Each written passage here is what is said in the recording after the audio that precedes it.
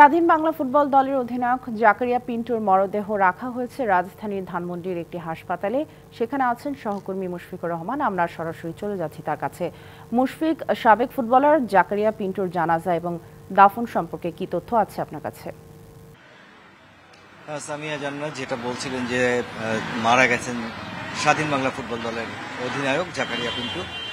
কিছুক্ষণ আগেই এই জায়গাটি থেকে আমি এখন দাঁড়িয়ে আছি শঙ্করের ইবনে সিনা হাসপাতালে লবিতে। সেখান থেকেই এই মাত্রই কিন্তু জাকারিয়া পিন্টুর মরদেহ বহনকারী অ্যাম্বুলেন্সটা বেরিয়ে গেছেন এবং সেই সঙ্গে সেই অ্যাম্বুলেন্সের সঙ্গে তার পরিবারের স্বজনরা গেছেন। সে যেখানে ছিলেন তার ছেলে তানভীর সহ আরও অন্যান্যরা। এবং আপনি জানেন আজকে দুপুর 12টা 20 নাগাদ তিনি মারা যান এবং এখানে দুদিন থেকে চিকিৎসাধীন ছিলেন। আমরা যতটুকু জানতে পেরেছি কথা বলে যে তাকে আজকে ইউনাইটেড হসপিটালে ভর্তি করার কথা ছিল, এখান থেকে ট্রান্সফার করার কথা ছিল তার কিডনির রোগের চিকিৎসার জন্য।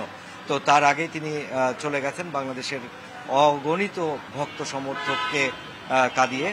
এবং এই হসপিটালে চিকিৎসাধীন অবস্থায় গতকাল তাকে দেখতে এসেছিলেন তার নগদের সর্বোচ্চ বার 167 টাকা রিচার্জে পাবেন 1 লাখ টাকা পুরস্কার। আরও আছে প্রতি সপ্তাহে পুরস্কার ও ক্যাশব্যাক। সাবেক যারা সতীর্থ ছিলেন তারা অনেকে এসেছিলেন গতকাল দেখতে।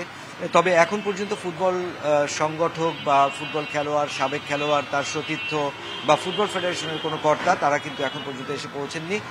যারা ছিলেন তারা শুধুই পরিবারের স্বজন এবং পরিবারের সদস্য।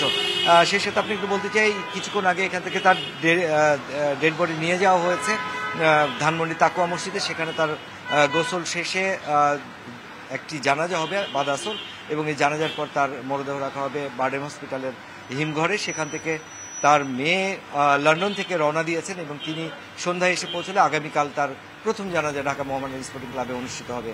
সামিয়া। মুশফিক, ধন্যবাদ আমাদের সাথে যুক্ত হওয়ার জন্য।